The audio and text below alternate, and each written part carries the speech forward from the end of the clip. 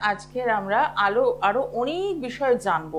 অ্যাস্ট্রোকিরণ foundation, institute of Vedic astrology, government of India, ministry of corporate affairs, CIN number U889000WB2025 NPL 278444। এই নাম্বারে search করলে কিন্তু আপনারা পাচ্ছেন। এবং সবচেয়ে বড় কথা হচ্ছে, এই ইনস্টিটিউট থেকে যারা পাশ করছেন তাদের কিন্তু একদম সরকার স্বীকৃত যে রেজিস্ট্রেশন হয় সেই নাম্বারটি কিন্তু আপনারা পাচ্ছেন।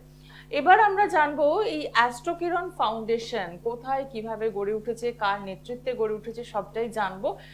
তার জন্য আপনাদের সকলকে স্বাগত জানাই। কারণ গত সপ্তাহের অনুষ্ঠানের রেশ ধরেই বলি যে খুব সুন্দরভাবে আমরা আলোচনা করেছিলাম এই ইনস্টিটিউটটাকে নিয়ে। আজকেও অনুষ্ঠান চলাকালীন আলোচনা করব, কারণ এই অনুষ্ঠানে আমার সঙ্গে উপস্থিত রয়েছেন প্রফেসর জ্যোতিষ চন্দ্র রয়। তাকে স্বাগত জানাবো। তবে তার আগে জানিয়ে রাখি, আজকে যে বিষয়টা নিয়ে আলোচনা করব সেটা হচ্ছে শিক্ষা। যেহেতু অ্যাস্ট্রোকিরণ ফাউন্ডেশন, জ্যোতিষ শিক্ষা তো রয়েছেই, কিন্তু আমাদের যেটা প্রাথমিক শিক্ষা রয়েছে সেই প্রাথমিক শিক্ষা, উচ্চ মাধ্যমিক, এবং আপনি কোন লেভেলে পড়াশোনা করতে চাইছেন, কোন সেগমেন্টে পড়াশোনা করলে আপনার ভালো হবে, এই সব বিষয় নিয়ে আজকে কথা বলবো। আপনাদের সকলকে স্বাগত জানাই। আপনারা রয়েছেন আমাদের সঙ্গে, একদম সরাসরি কথা বলার সুযোগ রয়েছে। আর এই মুহূর্তে স্টুডিওতে উপস্থিত রয়েছেন প্রফেসর জ্যোতিষ চন্দ্র রয়। আপনাদের সকলকে স্বাগত জানানোর পাশাপাশি আমি স্যারকেও স্বাগত জানাবো। নমস্কার। নমস্কার, আমি জ্যোতিষ রায়, অ্যাস্ট্রোকিরণ ফাউন্ডেশনের কর্ণধার। একদম। আজকে আমরা যে বিষয়টা নিয়ে কথা বলবো, ইনস্টিটিউট নিয়ে তো কথা বলবোই, কারণ এখানে তো রীতিমতো অ্যাডভান্স কোর্স, বেসিক এবং ডিভিশনাল কোর্স পড়ানো হচ্ছে, এবং স্টুডেন্ট সবসময় ক্লাস করছে, অফলাইন অনলাইন ক্লাস হচ্ছে। আমরা একটু এডুকেশনটাকে নিয়ে কথা বলতে চাই, যে এই যে কোন স্ট্রিম নির্বাচন, এই স্ট্রিম নির্বাচনটাই তো একটা মেইন হ্যাঁ, পয়েন্ট। অবশ্যই। হ্যাঁ, দেখেন, যারা মাধ্যমিক পরীক্ষা দেবে, আমি মনে করি যে যদি 7-8-এ পড়ে সেই সময় যদি আমাদের কাছে আসে তো প্রিপারেশন নিতে সুবিধা হয়। একদম। তো মাধ্যমিক পরীক্ষা দেওয়ার পরেও যদি আসে, আমরা মানে বিষয়টা তো তখন গড়ে ওঠে যে সে সায়েন্স নেবে না, আর্টস নেবে না, কমার্স নেবে। তো সেক্ষেত্রে আপনার জন্মছকের মধ্যে যদি চতুর্থ ভাব খুবই পীড়িত হয়, তাহলে কিন্তু আপনার কলা বিভাগ নেওয়ার সম্ভাবনা কমে যায়। কিন্তু সেক্ষেত্রে সায়েন্স নিতে গেলে আপনার চতুর্থপতিকে বলশালী হতে হবে, বুধকে বলশালী হতে হবে, তবেই আপনি কিন্তু সায়েন্স নেওয়ার যোগ্যতা অর্জন করবেন। আর যদি চতুর্থপতি বলশালী না হয়, বুধ যদি দেখা যাচ্ছে দুর্বল হয়, সেক্ষেত্রে কিন্তু আপনাকে আর্টস নিয়েই পড়াশোনা করতে হবে। একদমই। তো এইটা একটু আগে থেকে বুঝে নেওয়াটা দরকার, বুঝে নেওয়ার কারণ দরকার অনেক আছে। সময় একটা কাউন্সিলিং, একটা স্টুডেন্টের ভবিষ্যৎ এবং তার কর্ম নির্ভর করে। একদমই তাই। কারণ অনেক সময় আমরা দেখেছি সায়েন্স নিয়ে পড়া শুরু করলো, কিন্তু মাঝপথে ছেড়ে দিতে হচ্ছে, মাঝখানে ছেড়ে দেয়, একদম। তো সেটা পেরে ওঠে না। একদমই তাই। সেটা কখনোই কাঙ্ক্ষিত নয়। মাঝপথে ছেড়ে দেওয়া বা রেজাল্ট খারাপ হওয়া, পাশ করতে না পারা, এগুলো কিন্তু খুব সমস্যা। যদি চতুর্থ ভাবের সঙ্গে অষ্টম ভাবের কানেক্ট হয়, সেক্ষেত্রে কিন্তু পড়াশোনা বিচ্ছেদ হওয়ার সম্ভাবনা থাকে। আচ্ছা। তো সেক্ষেত্রে যদি আপনার জন্মছকে বুধ খুব দুর্বল হয় এবং চতুর্থপতি খুবই দুর্বল হয়, সেক্ষেত্রে আপনি পড়াশোনা মাধ্যমিক অবধিও যেতে পারবেন না, আপনার প্রবলেম হবেই হবে। ঠিক। আলোচনায় ফিরবো, কিন্তু তার আগে দেখে নিই কে রয়েছেন সঙ্গে। নমস্কার। নমস্কার। হ্যাঁ, কোথা থেকে বলছেন? আমি আসানসোল থেকে বলছি। বলুন, কার জন্য জানবেন? আসানসোল থেকে বলছি। আপনার টেলিভিশনের সাউন্ডটা বন্ধ করে দিন। আসানসোল থেকে। হ্যাঁ, শুনতে পাচ্ছি। টিভির সাউন্ড একদম বন্ধ করে দিন। আপনি কার জন্য আমি আসানসোল থেকে বলছি।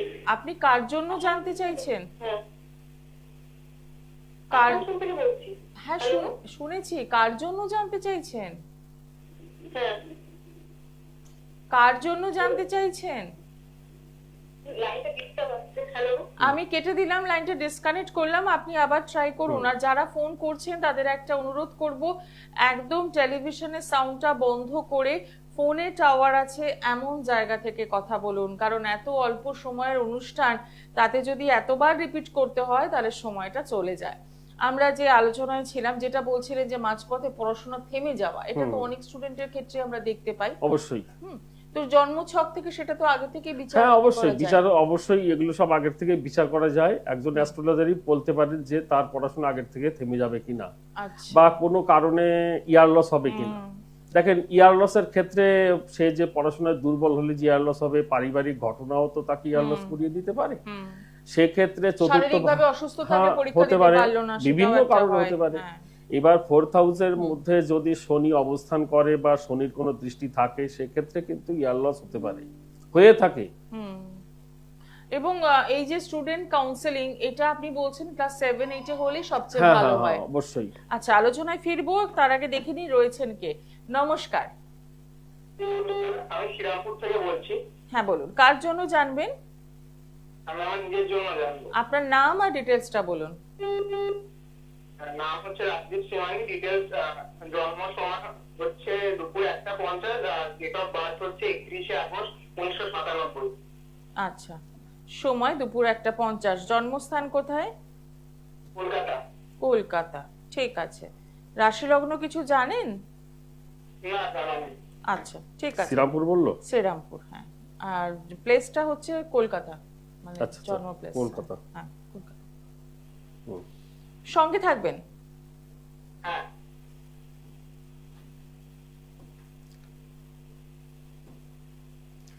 আপনার বৃশ্চিক লগ্ন, মীন রাশি, উত্তর ভাদ্রপদ নক্ষত্র, জানেন তো? আপনি জানেন এই ইনফরমেশন গুলো? না জানেন? আচ্ছা আচ্ছা। আচ্ছা, নরগণ, হ্যাঁ হ্যাঁ। আপনার জিজ্ঞাসা কি বলেন? আমার জিজ্ঞাসা হচ্ছে মানে প্রফেশনাল লাইফটা আর ম্যারেজ লাইফ কিরকম হবে। আচ্ছা, আচ্ছা আচ্ছা আচ্ছা, ম্যারেজ লাইফ আর প্রফেশনাল লাইফটা Profession. কেমন হবে? ওকে ওকে।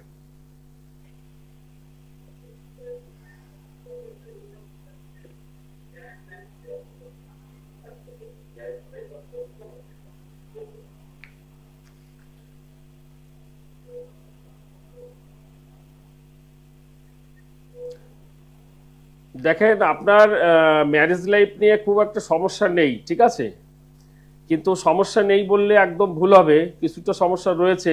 একটু বেশি অধিক বয়সেই বিবাহটা হবে, আর পারিবারিক ক্ষেত্রে একটু অশান্তির বাতাবরণ তৈরি হবে, বিশেষ করে ফ্যামিলির সঙ্গে সম্পর্কটা খারাপ হতে পারে, কিন্তু ডিভোর্সের কোনো সম্ভাবনা নেই। আপনার যে প্রশ্নটা ছিল আপনি নিশ্চয়ই শুনেছেন। আচ্ছা, ওনার একটা প্রশ্ন প্রফেশনের। হ্যাঁ, প্রফেশনের জায়গাটা, আপনি অনলাইনে বা ইন্টারনেট কেন্দ্রিক কিছু কাজ করেন? না। আচ্ছা, আপনি অনলাইনে বা ইন্টারনেট কেন্দ্রিক কোনো কর্ম করার চেষ্টা করেন, অথবা বিদেশ সংক্রান্ত কোনো বিষয় নিয়ে কর্ম করেন, আপনার কর্ম চালু হয়ে যাবে। অসংখ্য ধন্যবাদ ফোন করার জন্য। আপনি শ্রীরামপুর থেকে ফোন করছেন, সেক্ষেত্রে একটু সরাসরি যোগাযোগ করতেই পারেন। চেম্বার পেয়ে যাচ্ছেন ডানলপ এবং ভবানীপুর। বুকিং নাম্বারটা একটু শেয়ার করে দেবো আপনাদের, 8240278426। এই নাম্বারে বুকিং করে আপনারা ডানলপ এবং ভবানীপুর চেম্বারে যোগাযোগ করতে পারেন। আর যারা ভাবছেন জ্যোতিষকে পেশা করবেন, জ্যোতিষকে নিয়ে এগোতে চাইছেন, তাদের জন্য কিন্তু রয়েছে অ্যাস্ট্রো কিরণ ফাউন্ডেশন, যেখানে কিন্তু জ্যোতিষের বেসিক কোর্স, অ্যাডভান্স কোর্স এবং ডিভিশনাল কোর্সে ক্লাস চলে, এবং অনলাইন অফলাইন। আপনাকে যে এসেই ক্লাস করতে হবে এরকম কোনো ব্যাপার নেই, আপনি অনলাইনেও যে কোনো প্রান্ত থেকেই ক্লাস করতে পারেন। এবং আমরা আগের অনুষ্ঠান বলেছিলাম যে একদমই সাধ্যের মধ্যে কিন্তু সাধ পূরণ, যে প্রচুর টাকা খরচা করতে হচ্ছে তা নয়। তো সেক্ষেত্রে বলবো একটু সরাসরি যোগাযোগ করা, যারা এটাকে প্রফেশন করতে চাইছেন। অনেক মানুষ রয়েছেন যারা হয়তো এমনি কোনো কাজের সাথে যুক্ত রয়েছেন, কিন্তু পাশাপাশি সাইড বাই সাইড তারা চাইছেন যে অ্যাস্ট্রোলজিটাকে পেশা করব। তো সেক্ষেত্রে আমি বলবো অতি অবশ্যই আপনারা কিন্তু স্যারের সঙ্গে যোগাযোগ করতে পারেন। আজকে আমরা রয়েছি এডুকেশনের বিভিন্ন দিক নিয়ে। আরো একটা বিষয় জানবো, অনেক সময় স্টুডেন্টরা পরীক্ষার হলে গিয়ে খুব ঘাবড়ে যায়, হ্যাঁ, টেনশন করে, ভয় লাগে, চেনা কোয়েশ্চেনও তাদের দেখে অচেনা লাগে। এইটা কেন হয়? দেখেন, এটা প্রধানত হয় যদি আপনার জন্মছকের মধ্যে 4th হাউস পীড়িত হয়, তাহলে আপনি যদি পরীক্ষা দিতে যান, দেখবেন আপনার মানে পরীক্ষার মধ্যে একটা ভীতি তৈরি হয় যে পরীক্ষার প্রশ্ন কেমন হবে, আদৌ আমি লিখতে পারবো কিনা, ইত্যাদি ইত্যাদি। মানে প্রস্তুতির একটা সমস্যা তৈরি হয়, পরিবেশগত একটা প্রভাব তৈরি করে, যার জন্যই ভয়টা তৈরি হয়। যদি আপনার জন্মছকের 4th হাউস যদি শুভ থাকে তাহলে এই সমস্যাটা কিন্তু দেখা যায় না। একদম। তো সেটাও তো জন্ম ছক দেখেই বিচার্য, তাই বলবো একদম স্টুডেন্ট কাউন্সেলিংটাকে মাথায় রাখতেই হবে। কারণ এরকম প্রচুর অভিযোগ আসে যে পরীক্ষার হলে গিয়ে সমস্তটা গুলিয়ে গেল, অথচ বাড়িতে সে টকাটক করে উত্তর দিয়ে দিচ্ছে, সুন্দর মতো হচ্ছে। তো সেক্ষেত্রে বলবো একদম একটু সরাসরি যোগাযোগ করা। আর এডুকেশন নিয়ে যখন আলোচনায় রয়েছি তখন আরো একটা কথা মাথায় আসে যে অনেক সময় আমরা এই যে মিডিয়াম অর্থাৎ ইংলিশ মিডিয়াম না বাংলা মিডিয়াম, এখন বেশিরভাগ ক্ষেত্রেই তো ইংলিশ মিডিয়ামটা চলে, কিন্তু এটাও কি জন্মছক অবশ্যই বোঝা দেখেন, যায়? আমি তো বলছি যে আমরা যে মাধ্যমিক, উচ্চ মাধ্যমিক, এমনকি ডিগ্রি পর্যন্ত যে পড়াশোনা বিচার করি, যেটাকে আমরা বলি মুখস্থ বিদ্যা, ঠিক আছে, সেটা হচ্ছে 4th হাউস থেকে বিচার হয়। তো এক্ষেত্রে যদি 4th হাউসের মধ্যে রাহু থাকে অথবা 4th হাউসের মধ্যে শনি অবস্থান করে, তাহলে কিন্তু সেই জাতক ইংলিশে পারদর্শী হয়। সুতরাং এইবার যদি তাদের পারিবারিক অর্থনৈতিক অবস্থা অর্থাৎ 2nd হাউসের অধিপতি যদি বলশালী হয় বা 2nd হাউসে বৃহস্পতি রাহুর মতন গ্রহ অবস্থান করে, সেক্ষেত্রে তার ইংলিশ মিডিয়ামে যাওয়ার সম্ভাবনা প্রচুর থাকে। আচ্ছা, তো এইগুলো একটু বিচার করে নিতে হবে, যেগুলো একটা সূক্ষ্ম বিচার। এটা অ্যাকচুয়ালি কি হয়, যারা নব্য জ্যোতিষ তাদের নিজেরই একটা ঘাবড়ে যায় তারা। সুতরাং একজন অ্যাস্ট্রোলজারের কাছে গেলে পারে, কাউন্সেলিং করে নিলে পারে আমাদের যারা সন্তানাদি রয়েছে তাদের শিক্ষার সঠিক লাইনটা আমরা খুঁজে পাই। একদম ফিরবো আলোচনায়, কিন্তু তার আগে দেখে নি কে রয়েছেন সঙ্গে। নমস্কার। নমস্কার। কোথা থেকে বলছেন? ছেলের নাম? সুভাষ সরকার। হ্যাঁ, date of birth? 1996 23 September 23 September 1996। হ্যাঁ হ্যাঁ। সময় 23 সেপ্টেম্বর 1996। হ্যাঁ, সময়টা বলুন। ভোর 4:41 মিনিট। ভোর 4:41। আচ্ছা, জন্মস্থান? পশ্চিম মেদিনীপুর। ঠিক আছে, সঙ্গে থাকবেন। রাশি লগ্ন কিছু জানেন? হ্যাঁ, ছেলের রাশিটা মকর রাশি। আচ্ছা, মিলিয়ে নেবেন একবার, হ্যাঁ, সাথে লগ্নটাও জেনে নেবেন। হ্যাঁ, দেখেন আপনার ছেলের সিংহ লগ্ন, মকর রাশি, উত্তরাষাঢ়া নক্ষত্র, নরগণ। তো ছেলে কিন্তু একটু জেদি হবে এবং যেটা বলবে বাড়ির সবাইকে কিন্তু সেটা শুনে চলতে হবে। হঠাৎ করে তাকে ভুল করলে চলবে না। ম্যারেজ লাইফের দিকে একটু বিশেষ যত্ন নিতে হবে। কিন্তু কি জানতে চাইছেন বলেন? বিবাহ আর ক্যারিয়ার। আচ্ছা, বিবাহ সংক্রান্ত ব্যাপারে প্রথমে একটা কথা বললাম আমি, সেক্ষেত্রে প্রবলেম আসতে পারে কিন্তু, কারণ 7th হাউস যথেষ্ট পীড়িত রয়েছে, মঙ্গলের দৃষ্টি আছে। তাছাড়া 7th হাউসের অধিপতি শনি অষ্টমে কেতুর সঙ্গে রয়েছে। সেক্ষেত্রে আমরা বলবো বিবাহিত জীবন মোটেই ভালো নয়। আপনি কোনো ভালো অ্যাস্ট্রোলজারকে দেখে নেবেন, ঠিক আছে? কারণ এই একটা মুহূর্তের মধ্যে আপনাকে আমি বিবাহ সংক্রান্ত ব্যাপারে মানে সঠিক বিশ্লেষণ করতে পারবো না, তবে বিবাহ সংক্রান্ত ব্যাপারে সাবধান থাকতে হবে। আচ্ছা, তার মানে একটু সময় দিতে হবে। হ্যাঁ, সময় দিতে হবে, বিষয়টা সময়ের ব্যাপার আছে। দ্বাদশে মঙ্গল, মাঙ্গলিকার একটা প্রভাব রয়েছে। ক্যারিয়ারের জায়গাটা বলছি, ক্যারিয়ার যথেষ্ট ভালো হবে, ঠিক আছে, তবে একটু বেশি বয়স হবে, টেনশন থাকবে কিন্তু ক্যারিয়ারে, অর্থনৈতিক টেনশন বা যেখানে কাজ করবে সেখানে কিন্তু টেনশন থাকবে, অনেক সময় মনে হবে আমি কাজ ছেড়ে দেবো। তো সেক্ষেত্রে বলবো একটু পারলে সরাসরি যোগাযোগ করুন। একদম যোগাযোগ করতেই হচ্ছে, কারণ ভালো থাকতে গেলে এবং ছেলেকে একটা সুন্দর জীবন দিতে হলে কিন্তু একটা প্রপার কাউন্সিলিং এর দরকার রয়েছে। এবার চলে আসি, আপনার যে বইটি রয়েছে, আপনি কি জ্যোতিষ হতে চান? এই যে বইটি, এই বইয়ের মধ্যে কি কি বিষয় রয়েছে যদি একটু বলেন দর্শক বন্ধুদের। প্রথমত এই যে বইটা রয়েছে আমার, এই বইটা হচ্ছে যারা নব্য জ্যোতিষ, যারা বৈদিক জ্যোতিষ বা কোনো জ্যোতিষের হাতে ঘড়ি হওয়া সত্ত্বেও তারা জ্যোতিষ সম্পর্কে এলোমেলো ঘুরে বেড়াচ্ছে, আমি কোথা দিয়ে শুরু করব কোথায় শেষ করব বুঝতে পারে না, এবং জ্যোতিষের আসল অর্থটা বুঝতে পারে না, তাদের জন্য বেসিক যারা করেছে, একটু নলেজ যাদের রয়েছে জ্যোতিষের উপরে, তাদের জন্য উপযুক্ত অ্যাডভান্স লেভেলের প্রেডিক্টিভ ধরনের বই এটা। তো এক্ষেত্রে আমি বইয়ের শুরুতেই দেখা যাচ্ছে যে গ্রহদের প্রতিশ্রুতি একটা মানুষের জীবনে সেই গ্রহটা অ্যাকচুয়ালি কি করতে চাইছে, সেই মানুষটাকে নিয়ে সে কি ফল দিতে চাইছে, সেই গ্রহের স্বপ্ন কি, সেই গ্রহ কেন জাতককে বাধা দিতে চাইছে, ইত্যাদি ইত্যাদি গ্রহ কিন্তু তার পজিশন অনুসারে, দৃষ্টি অনুসারে বলে দেয়, কারো কথা অনুসারে বলে দেয়। কিন্তু আমরা যারা জ্যোতিষ বুঝি না তাদের ক্ষেত্রে গ্রহদের এই কথা আমরা বুঝতে পারবো না। একজন জ্যোতিষের সঙ্গে কিন্তু গ্রহরা কথা বলতে পারে, ঠিক আছে? তো সেটা এখানে কিভাবে গ্রহরা কাজ করছে আমাদের মানুষের জীবনের উপরে, ব্যক্তি জীবনের উপরে, তার প্রথম ফলকপাত কিন্তু একদম বইয়ের শুরুতেই দেওয়া আছে। এবং দেখেন অধিকাংশ জ্যোতিষী কি করে, ভাবপতি এবং গ্রহের বলাবল একসঙ্গে করে। কিন্তু আমি এই বইয়ের মধ্যে ভাবপতির বলাবল, গ্রহের বলাবল সুন্দর করে পার্সেন্টেজ অনুযায়ী সুন্দর করে ব্যাখ্যা করে দিয়েছি। এই বইয়ের মধ্যে আপনি সেটাও পেয়ে যাবেন। এবং কি করে প্রেডিক্ট করতে হয় বা জাতকের জীবনের ভবিষ্যৎবাণী কিভাবে করতে হয়, এটা কিন্তু 90% জ্যোতিষীদের কাছে একটা জটিল ব্যাপার। আর এইটা না হলে পারে একজন সঠিক জ্যোতিষ হওয়াও কিন্তু মুশকিল এবং ভবিষ্যৎবাণী করাটাও মুশকিল। তো সেই কি করে প্রেডিকশন করতে হয় সেই থিওরিগুলো, সূত্রগুলো আমার দৃষ্টিভঙ্গিতে আমি এই বইয়ের মধ্যে দেওয়ার চেষ্টা করেছি। এছাড়া আনুষঙ্গিক গ্রহ রত্ন শোধন, গ্রহের পরিচয়, পূজা পদ্ধতি, দশা অন্তর্দশা, গোচর ইত্যাদি সম্পর্কে তো রয়েছেই। একদম। এবং আপনার ইনস্টিটিউটে যারা শিখতে আসছেন তাদেরকেও তো এরকম হাতে ধরেই শেখানো 100 বার হচ্ছে? আমি হাতে ধরেই শেখাই।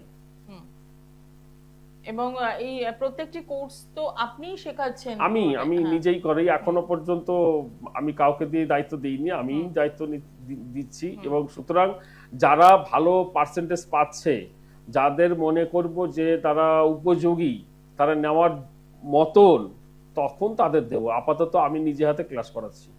একদম। এবং এই যে এক একটা চার্টে তো এক এক রকমের বৈশিষ্ট্য থাকে এবং সব চার্টে, কোনো চার্টের সঙ্গে তো কোনো চার্টে মিল থাকে না। তো আসবো এই বিষয়টায়, কিন্তু তার আগে দেখিনি কে রয়েছেন। নমস্কার। নমস্কার, কোথা থেকে বলছেন? আপনার নাম?